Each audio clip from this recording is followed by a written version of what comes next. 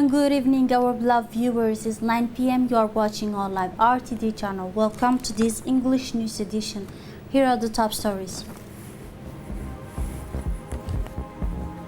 The President of the Republic takes part in an IGAD summit dedicated to the coronavirus by a video conference. 7 new cases detected and disinfections program.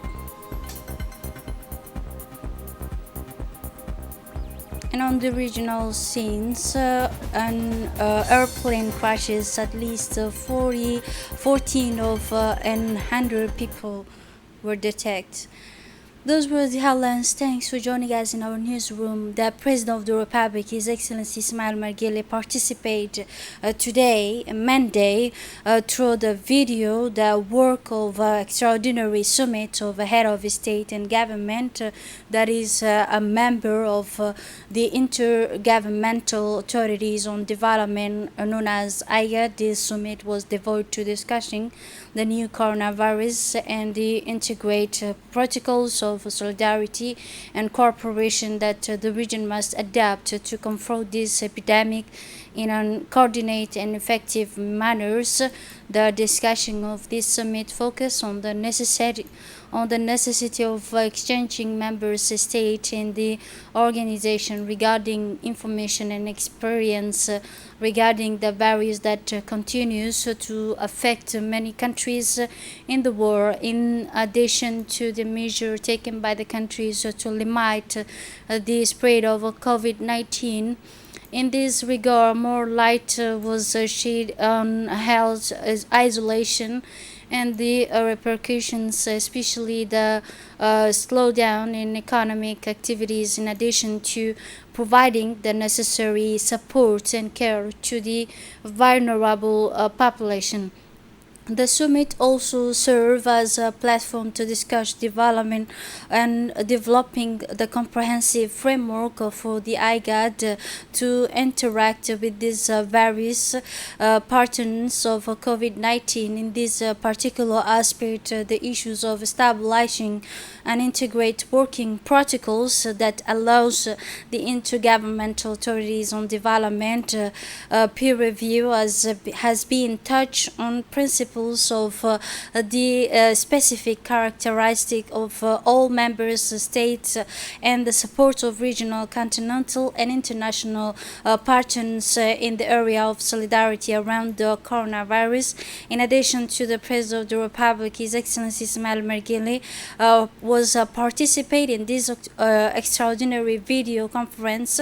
The Prime Minister of Sudan, who holds the IGAD rotating presidency, the head of state and government of other organized member states, including the Prime Minister of Ethiopia, Mr. Abiy Ahmed, the President of Uganda, and the President of Kenya, Uhuru Kenyatta, and the Vice President of South Sudan, and also the President of Somali country, Mr. Mohamed Abdullah Farmajo, in addition to the Executive Secretary of the Commission. In a speech during this summit and through a video, the President of the Republic, His Excellency Ismail Margele, mentioned the seriousness of the deadly epidemic which is making its way relentless to the countries of war. Let's listen to the head of the state. Mr. Abdullah Hamdouk, Prime Minister of the Republic of Sudan and Chairperson of IGAD, Your Excellencies, Heads of States and Governments of IGAD Member States, Your Excellency Dr. Workane Gebayo, good morning to you all. I would like to start by thanking our brother Abiy Ahmed, the Prime Minister of Ethiopia, for his important and timely initiative of extraordinary IGAD summit on COVID-19. We have all been watching this deadly pandemic as it inexorably made its way to our shores, and we continue to increase our testing and contact tracing capabilities. In the same way, we have devoted 2 hospitals to the pandemic to avoid overwhelming our general hospitals in the capital city and putting a strain on limited healthcare resources. We are in the process of setting up additional sites to deal with a possible surge in cases. Our motto is test, trace, and treat. In these circumstances, and given the trajectory of the virus, we do not need to scale up our stocks of PPE equipment, ventilators, testing kits, and any therapeutic drugs that are needed. Despite taking drastic measures relatively early, such as stopping all passenger flights to and from Djibouti as of March 18, closing schools and universities right after that, and ordering a general lockdown since March 27, we remain vigilant and concerned not only about the scale of the pandemic, but also of its aftermath.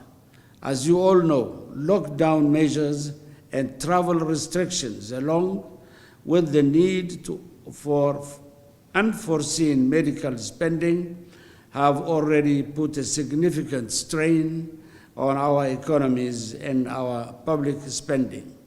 The consequences are already being felt, particularly by the most vulnerable population in our respective countries, which requires urgent mitigating measures and emergency assistance as thousands lose their daily incomes. In that context, it is vital that we put in place a regional response to the pandemic, but also to the underlying socio-economic crisis. Our response can then be twofold. First, build up our regional testing and medical equipment capabilities through the creation of an IGAD COVID-19 fund in order to stamp down the virus not only in our respective countries, but also within our region, so that we can resume some economic activity at our level. 2, coordinate our strategies to avoid a possible regional surge or resurge of the virus. As we have seen, some countries like Japan and China have gone back to a somewhat normal activity levels after taking drastic measures to protect their population, such as strict lockdowns and mass testing. I believe the sooner we can collectively flatten the curve, the better off our peoples will be. To that end, we would like to join our voice to that of the UN Secretary General's pledge, the international community, to assist our continent to handle this deadly pandemic and its aftermath. Last but not least, Djibouti would like to offer its full support to Prime Minister Abiy Ahmed's call on G20 countries for a $150 billion of emergency assistance to African countries so we can provide quick relief to our most vulnerable populations. The virus knows no nationality nor border, so more than ever regional coordination and assistance is key in how well and how soon we all get through those difficult times. Thank you, Your Excellencies. In a speech on this occasion, the Minister of Foreign Affairs and International Cooperation and a spokesperson for the government, Mr. Mahmoud Ali Yusuf, pointed out that the works of the extraordinary summit of the head of state and government that are members of intergovernmental authorities on development are devoid to discussing ways to confront the COVID-19 in the East Africa region. In the context of this deadly statement on the current situation, on the latest development related to the new infection with the COVID-19, the Secretary General for the Ministry of Health, Dr. Salah Benoita, announced that 7 new and confirmed cases of coronavirus emerging in the capital of Djibouti had been detected. This has been revealed new cases after being subject to medical tests among many cases suspected of being infected with the virus of COVID-19. A press release with the Ministry of Interior. The Ministry of Interior reminds local banks to respect working hours between 8 a.m. and 5 p.m. Following the instructions and direction for the export by health authorities. Citizens not that they are bound to abide by these instructions, which will enhance containment effort and control of coronavirus. In this regard, some employees looked after. The courses television and broadcasting by MEMFOP in collaboration with the Ministry of Communication during the period of confinement and during this period of the COVID-19, and to ensure the continuity of learning courses which will be broadcast from Wednesday, April 1, 2020 through an educational television and radio channel. The broadcasting schedule during the week, excluding the weekends, are distributed by order of teaching as follows: from 7:30 a.m. to 1 p.m. for basic education, from 1 p.m.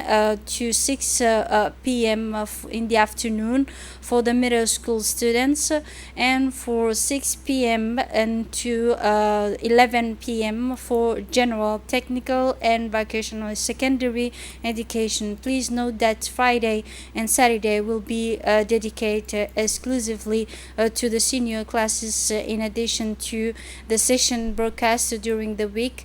The detailed schedule by level will be broadcast on RTD channel as well as on the MEMFOB website and Facebook page. In order to optimize the impact of these courses, the students during the broadcasting of the courses will have to be equipped with their with their books, tools, and all the necessary materials.